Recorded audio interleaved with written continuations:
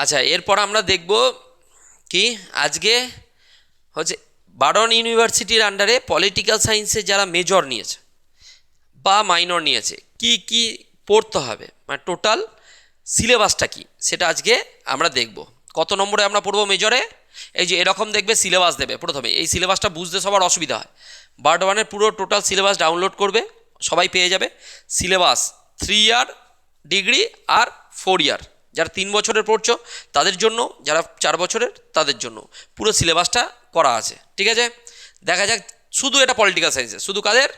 Political সায়েন্সের এরকমভাবেই থাকবে সিলেবাসটা। তোমরা দেখতে হবে এখানে কী লেখা আছে। এবারে সেমিস্টার 1 ফার্স্ট সেমিস্টারে কী কী পড়তে হবে দেখো। মেজর যারা মেজর নেবে পলিটিক্যাল সায়েন্স কী পড়তে হবে? Western political thought. ঠিক আছে, যারা মেজর পড়বে কত নম্বরের? 75 নম্বরের।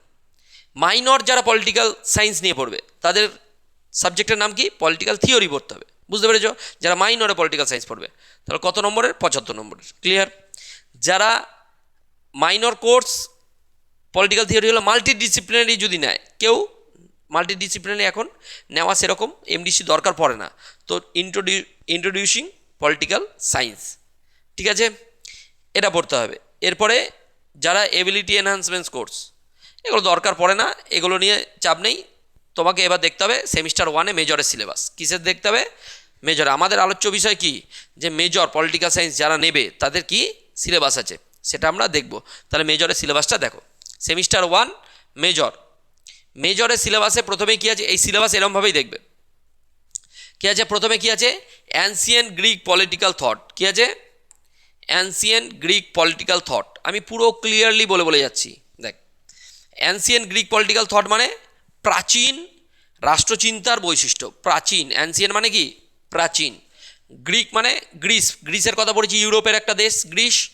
যাদের ছিল পলিটিক্যাল সায়েন্স তারা সবাই রিলেট করতে পারবে। পলিটিক্যাল থট, তাহলে প্রাচীন গ্রিক রাষ্ট্রচিন্তার বৈশিষ্ট্য। বাংলায় কী হবে? প্রাচীন গ্রিক রাষ্ট্রচিন্তার এই যে বেসিক ফিচার্স মানে বৈশিষ্ট্য। বেসিক ফিচার্স মানে বৈশিষ্ট্য। বুঝতে পেরেছ? তাহলে প্রথম কি পড়বো আমরা? প্রাচীন গ্রিক রাষ্ট্রচিন্তার বৈশিষ্ট্য। গ্রিক রাষ্ট্রচিন্তা কীরকম ছিল? নগর রাষ্ট্রকেন্দ্রিক। গল্প বলেছিলাম সেই নগর রাষ্ট্রগুলো কে? এথেন্স আর স্পার্টা, তাই না? এইসব গল্প আমি বলে রেখেছি অলরেডি। এথেন্স আর স্পার্টার মধ্যে গৃহযুদ্ধ লাগলো, সেই পরিস্থিতি গ্রিসের। হ্যাঁ, তো গ্রিস তো প্রথম দিকে গ্রিস কী ছিল? উন্নত। যতক্ষণ না গৃহযুদ্ধ লেগেছে তার আগে গ্রিস কী ছিল? উন্নত। তাহলে গ্রিসের রাষ্ট্র যদি বৈশিষ্ট্য বলতে বলে কী বলবো? নগর রাষ্ট্রকেন্দ্রিক রাষ্ট্রচিন্তা। তারপরে ওখানে মানুষ কীরকম? যুক্তিবাদী। মানে মানুষ কীরকম ছিল? যুক্তিবাদী। সমস্ত কিছু যুক্তি দিয়ে বিচার করতো। তারপরে ধর্ম নিরপেক্ষ, কোনো ধর্মকে ওরা গুরুত্ব দিত না। ব্যক্তি স্বাতন্ত্র্যবাদী, ইন্ডিভিজুয়ালের কী ছিল? গুরুত্ব ছিল। এইগুলো আমরা পড়বো কোথায়? এগুলো আমরা প্রাচীন গ্রিক রাষ্ট্রচিন্তার বৈশিষ্ট্য। গল্পের মতো সব মুখস্থ হয়ে যাবে আমি যখন শুরু করব। এখন সিলেবাসটা বোঝাচ্ছি। প্লেটো, তারপরে গ্রিসেই এথেন্স আর স্পার্টার মধ্যে যুদ্ধর পরে তখন সক্রেটিস ছিল। সক্রেটিসের শিষ্যকে প্লেটোর আমরা কী পড়বো? জাস্টিস। প্লেটোর কী পড়বো? জাস্টিস মানে ন্যায় বিচারের ধারণা। কিসের? জাস্টিস মানে কি? ন্যায় বিচার। তাহলে প্লেটোর আমরা পড়বো ন্যায় বিচারের ধারণা। তারপরে কি? এই প্লেটো ন্যায় বিচারের ধারণা কোন বইতে আমরা পাই? The Republic. আমরা 11-এই পড়ে এসেছি। প্লেটোর লেখা বইটার নাম কি? The Republic. তারপরে আছে প্লেটোর শিষ্যকে? অ্যারিস্টটল। মানে সক্রেটিসের শিষ্য প্লেটো, সক্রেটিসকে বিষ খাইয়ে মেরে দেয়। তারপরেই প্লেটো কী লেখে? প্লেটো ন্যায় বিচারের ধারণা দেয়। কোন বইতে? The Republic. প্লেটোর পরে কি আছে? অ্যারিস্টটল। একদম জল রাষ্ট্রবিজ্ঞান, সব এগুলো তোরা শুনে এসেছিস আমার কাছে যারা যারা ক্লাস করেছিস। অ্যারিস্টটলে কী পড়বো? রাষ্ট্রতত্ত্ব। অ্যারিস্টটলই এসে সরকারের শ্রেণীবিভাগ করে। কিসের করে? সরকারের শ্রেণীবিভাগ। তখনকার দিনে গণতন্ত্রের কথা বলে, তখনকার দিনে সরকারের শ্রেণীবিভাগ করেছিল। তো অ্যারিস্টটল বলেছে রাষ্ট্র হচ্ছে শ্রেষ্ঠ। ঠিক আছে, রাষ্ট্রের মধ্যে ব্যক্তিকে তার ব্যক্তিত্বের পূর্ণ বিকাশ সাধন করতে হবে। যে মানুষ রাষ্ট্রে বসবাস করে না সে হয় পশু নয় দেবতা। State is prior to the individual. মানে রাষ্ট্র হচ্ছে ব্যক্তির পূর্ববর্তী। রাষ্ট্রই হচ্ছে সর্বোৎকৃষ্ট প্রতিষ্ঠান। এই কথাগুলো কে বলবে? Aristotle. Man is a political animal, একদম প্রেমাস উক্তি। মানুষ হলো রাজনৈতিক জীব। এগুলো কে বলেছে? অ্যারিস্টটল। তাহলে আমরা কী পড়বো? অ্যারিস্টটলের রাষ্ট্রতত্ত্ব। কী পড়বো? অ্যারিস্টটল রাষ্ট্রতত্ত্ব। বুঝতে পেরেছ? তাহলে এইখান থেকে দেখো রাষ্ট্রবিজ্ঞান কেন ইজি। আমি সবাইকে এটা ভালো করে লক্ষ্য করে দেখো কেন ইজি। এখান থেকে কটা কোশ্চেন হয় 10 মার্কসের? দেখো 3টেই, এর বেশি কোশ্চেনই হয় না। 3টে 10 মার্কসের কোশ্চেন হয় খুব জোর হলে। একটা দুটো আমি দেখো এখান থেকে একটা 10 মার্কসের, এখান থেকে একটা, এখান থেকে একটা, অ্যারিস্টটল থেকে একটা, কটা হলো? তিনটে। 10 নম্বরের মধ্যে আগের বারে যদি একটা পড়ে যায়, আগের বারে যদি যেটা পড়েছে সেটা বাদ দিয়ে বাদ বাকি দুটো করলেই তো সাজেশন হয়ে গেল। এই জন্য রাষ্ট্রবিজ্ঞান এত সহজ। বুঝতে পারছিস কি বললাম? কটা চ্যাপ্টার আছে টোটাল? 7টা চ্যাপ্টার। কত নম্বরে এক্সাম দেবো? 60 নম্বরের। তাহলে এই তিনটে পড়লেই কোশ্চেন হয়ে যাবে। ক্লিয়ার হচ্ছে? এই জন্য রাষ্ট্রবিজ্ঞান সমস্ত সাবজেক্টের থেকে ইজি, একদম গ্যারেন্টি দিচ্ছি। ভালো করে দেখে নিবি যে আগের বারের নিজেরা সাজেশন করতে পারবি, বাদ দিতে দুটোই পড়ে যাবে। ঠিক আছে, এরপরে চলে এসো medieval political thought. Main features. Medieval political thought মানে মধ্যযুগের রাষ্ট্রচিন্তার বৈশিষ্ট্য। মিডিয়াভেল পলিটিক্যাল থট মধ্যযুগের রাষ্ট্রচিন্তার বৈশিষ্ট্য। মেন ফিচার্স মানে কি? মূল বৈশিষ্ট্যগুলো। মধ্যযুগ মানে যখনই আমি গল্প বলেছিলাম 11-এর ভিডিওতে রাষ্ট্রবিজ্ঞান প্রকৃতি পড়িয়ে দিই, তাহলে বুঝতে পারবি। আছে, এই চ্যানেলেই আছে। ঠিক আছে, তো 11-এ যারা পড়েছো তাদের কাছে একদম জল। মিডিয়াভেল পলিটিক্যাল থট মানে মধ্যযুগের রাষ্ট্রচিন্তার বৈশিষ্ট্য। মধ্যযুগ মানে ইউরোপের প্রাচীনকালে কাদের প্রভাব? গ্রিসের পরেই যখন যীশু খ্রিস্টের জন্ম হবে, যীশু খ্রিস্টের জন্মের পরেই, তারপর থেকেই আস্তে আস্তে খ্রিস্টাব্দ শুরু হলো। তো খ্রিস্টাব্দ যখন গোটা ইউরোপে কিসের প্রভাব? গোটা ইউরোপে খ্রিস্ট ধর্মের প্রভাব। মানে আমরা ইউরোপের রাষ্ট্রগুলোকে দেখো, যেগুলো ইউরোপের রাষ্ট্র সবাই কি খ্রিস্টান বেশি, তাহলে খ্রিস্ট ধর্মের ওখানে প্রতিপত্তি বাড়লো। খ্রিস্ট ধর্মের প্রতিপত্তির সাথে সাথে পোপদের প্রতিপত্তি শুরু করলো বাড়তে, পোপদের ক্ষমতা বৃদ্ধি হতে শুরু করলো। পোপ কী করবে? ধর্ম নিয়ে থাকবে। আর রাজা কী করবে? দেশ শাসন করবে। কিন্তু পোপরাও দেখলো যে না, ক্ষমতা আমরা বেশি পাচ্ছি, মানুষজন আমাদেরকে কেয়ার করছে, তাহলে পোপরাই চাইলো যে না, এবার ক্ষমতা আমাদের হাতেই আছে। তাহলে রাজার সাথে পোপের আস্তে আস্তে কী শুরু হলো? দ্বন্দ্ব শুরু হলো। গোটা মধ্যযুগে আমরা কি পড়বো? রাজার পোপের মধ্যে দ্বন্দ্ব, দ্বৈত তরবারি তত্ত্ব, এগুলো জানবো। আজকে ডিটেলস বলছি না, আজকে জাস্ট ওপর বলে দিচ্ছি। তার মধ্যযুগের মধ্যযুগকে অন্ধকারাচ্ছন্ন যুগ বলা হয় কেন? Saint Augustine, saint Thomas Aquinas, পাডুয়ার মার্সিলিও, এরা হচ্ছে মধ্যযুগের তাত্ত্বিক। কিন্তু মেন কি পড়বো? আমাদের ওদের কাউকে পড়তে হবে না। কি বলেছে? Medieval political thought main features. তাহলে মধ্যযুগের রাষ্ট্রচিন্তা বৈশিষ্ট্য বললেই হবে। এখান থেকে কটা কোশ্চেন আসবে? এখান থেকে একটাই 10 নম্বরের কোশ্চেন আসে। এখান থেকে একটাই 10 নম্বরের কোশ্চেন আসে। হয়ে গেল তাহলে? ক্লিয়ার হচ্ছে? তাহলে এই এটা দেখবো আগের বারে যদি পড়ে থাকে 10-এ, তাহলে এইবার কিসে আসবে? 5-এ বা 2-এ। এই সিম্পল থিওরি দ্বিতীয় চ্যাপ্টার শেষ। শুধু কি পড়তে হবে আমাকে? মধ্যযুগের বৈশিষ্ট্য যদি পড়তে পারলে কি বলবে? তাহলে পোপের ক্ষমতা বৃদ্ধি, পোপ আর রাজার মধ্যে দ্বন্দ্ব, বিরোধের কারণগুলো জানবো, দ্বৈত তরবারি তত্ত্ব, মধ্যযুগকে অন্ধকারাচ্ছন্ন যুগ বলা হয়, স্কলাস্টিসিজম একটা পয়েন্ট আছে। তো এইগুলো হচ্ছে আমরা কি মধ্যযুগে, এগুলো টোটাল একদম ইজি। মধ্যযুগটা মানে কি? রাজার পোপের মধ্যে কি দ্বন্দ্ব। তাহলে পুরো একবারে 1500 মানে 1400 সাল অবধি এই চললো। এবার হঠাৎ করে 3 নম্বর চ্যাপ্টারে চলে এসো। 3 নম্বর চ্যাপ্টার ম্যাকিয়াভেলি। ম্যাকিয়াভেলি জন্ম হলো ইতালির ফ্লোরেন্স নগরীতে। ম্যাকিয়াভেলির কথা তোমরা পড়েছো কোথায়? 1513। ম্যাকিয়াভেলির লেখা গ্রন্থটার নাম কি? The Prince. কোন গ্রন্থ? দ্য প্রিন্স গ্রন্থেই প্রথম ম্যাকিয়াভেলির রাষ্ট্রকথাটি ব্যবহার করে। বুঝতে পেরেছো? তাহলে এটা কি ম্যাকিয়াভেলি কি বলবো? ম্যাকিয়াভেলি আসলো যখন ইউরোপে শিল্প বিপ্লব হচ্ছে, সেই টাইমে শিল্পের বিকাশ হচ্ছে, মানুষ উন্নত হচ্ছে ওই টাইমে। তাই ম্যাকিয়াভেলিকে কি বলে? রেনেসা। এই যে রেনেসা, নবজাগরণের সন্তান। ইউরোপের নবজাগরণের সন্তান, ইতালির নবজাগরণের সন্তান কাকে বলা হয়? ম্যাকিয়াভেলিকে। ম্যাকিয়াভেলি এসে এমন একটা তত্ত্ব দিল যেখানে রাজা আর পোপের মধ্যে এখানে দ্বন্দ্ব, সেটা কী হয়ে গেলো? মিটে গেল। ম্যাকিয়াভেলি কী তত্ত্ব দিল? যে রাজা আর পোপের মধ্যে দ্বন্দ্ব মিটে গেল।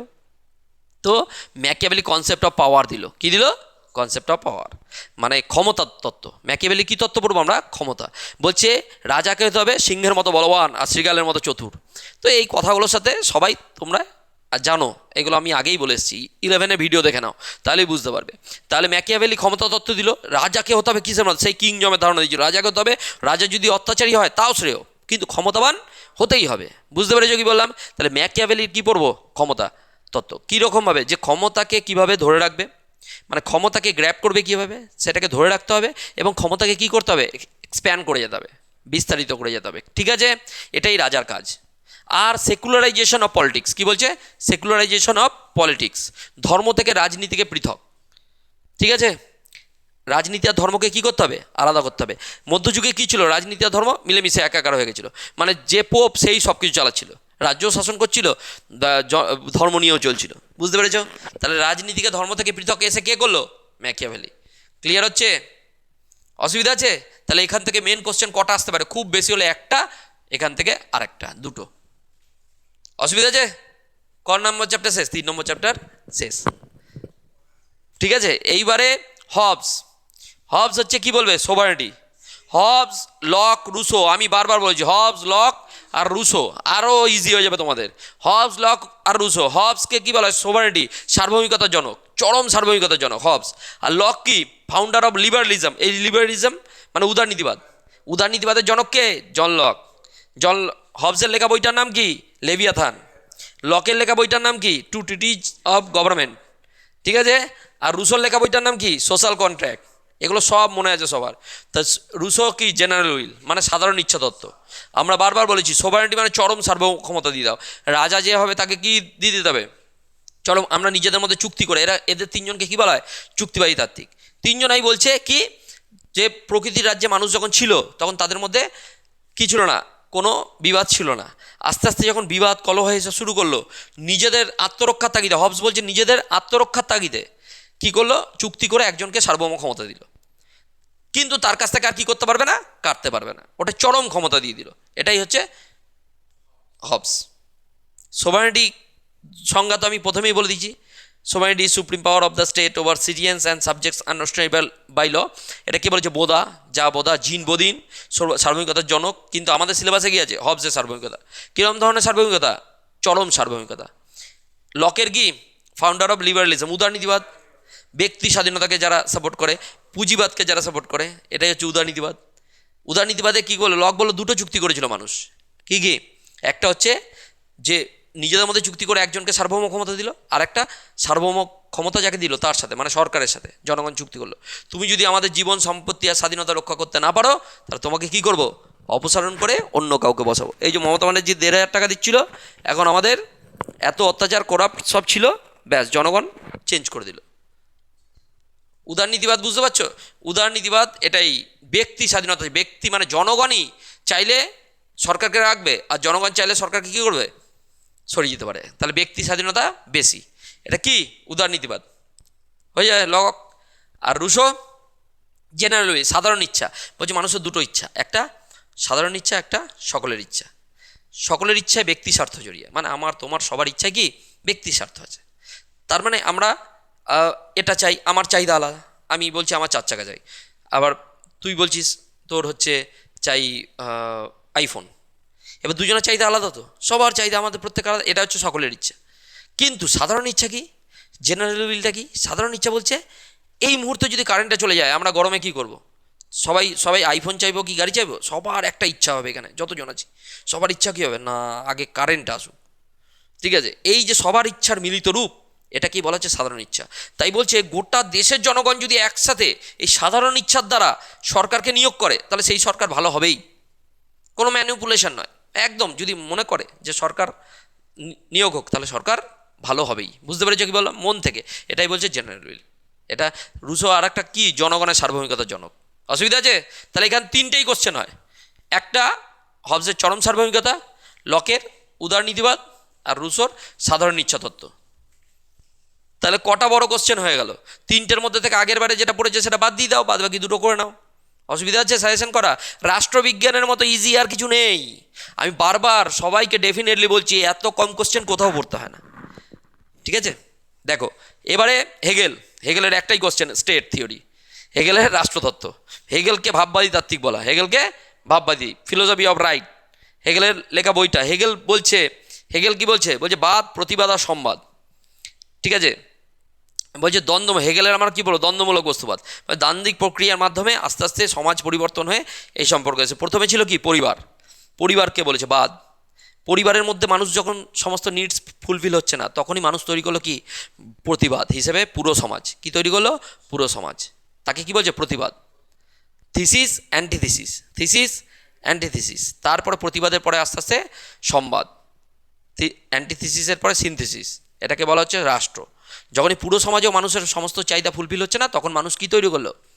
রাষ্ট্র তৈরি করলো। বোঝাতে পারছি? অসুবিধা আছে? তাহলে বাদ, প্রতিবাদ, সংবাদ কার তত্ত্ব? এই হেগেলের স্টেট থিওরি পড়বো আমরা, কীভাবে রাষ্ট্র, হেগেলও কাকে প্রাধান্য দিচ্ছে, অ্যারিস্টটলের মতো রাষ্ট্রকে, কাকে, রাষ্ট্রকে বেশি প্রাধান্য দিচ্ছে, মানে ব্যক্তিকে কম, ইন্ডিভিজুয়ালকে কম, রাষ্ট্রকে বেশি প্রাধান্য দিচ্ছে। অসুবিধা আছে? তাহলে হেগেলের এইটাই পড়বো। তাহলে এখান থেকেও একটা বড় কোশ্চেন আমি ধরলাম, অসুবিধা আছে? তারপরে 6 নম্বর চ্যাপ্টার মার্কস এঙ্গেলস। মার্কস এঙ্গেলসের লেখা বইটার নাম কি? Communist manifesto, 1848। আর মার্কসের লেখা একটা বই আছে দাস ক্যাপিটাল, আরও আছে কিন্তু ওটা ফেমাস, দাস ক্যাপিটাল। আর মার্কস এঙ্গেলসের কমিউনিস্ট ম্যানিফেস্টো 1848। তো এখানে কি ডায়ালেকটিক্যাল আর হিস্টোরিক্যাল ম্যাটেরিয়ালিজম, ডায়ালেকটিক্যাল মানে দ্বন্দ্বমূলক, আর হিস্টোরিক্যাল মানে ঐতিহাসিক বস্তুবাদ। অসুবিধা আছে? মেটেরিয়ালিজম মানে হচ্ছে বস্তুবাদ। তাহলে মার্কসের ঐতিহাসিক বস্তুবাদ বলছে দ্বন্দ্বমূলক বস্তুবাদে হেগেল থেকে প্রভাবিত, ঠিক আছে। সমাজ দ্বন্দ্বের ফলেই, বিরোধের ফলেই তৈরি হয়। দুটো শ্রেণী আছে, ঠিক আছে, একটা কি বুর্জোয়া, একটা প্রোলেতারিয়েত। এটা সমাজ বিকাশের স্তর আমরা বলেছি, আমার ভিডিও করা আছে অলরেডি, হিস্টোরিক্যাল মেটেরিয়ালিজম। সমাজ বিকাশের 6টা স্তরের কথা বলেছে মার্কস।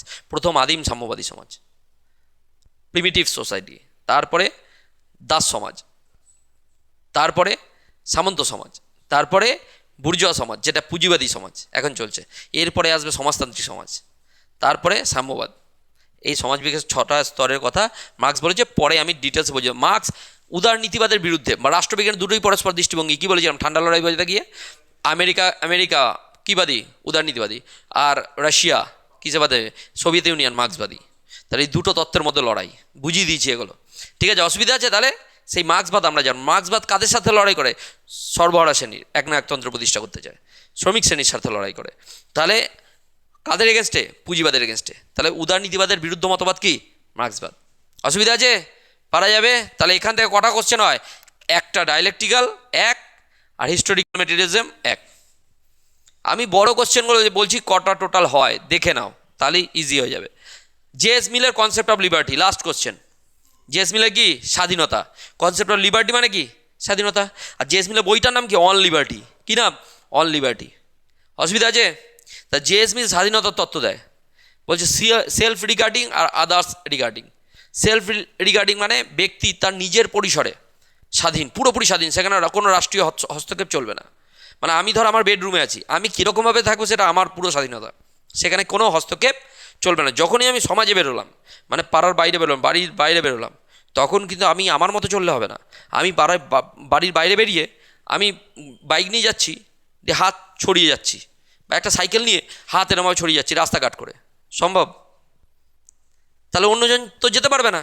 তাহলে স্বাধীনতা মানে স্বেচ্ছাচারিতা নয়। বুঝতে পেরেছো কি বললাম? তাহলে সেলফ রিগার্ডিং মানে নিজের পরিসরে ব্যক্তি পুরোপুরি স্বাধীন। আদার্স রিগার্ডিং মানে কি?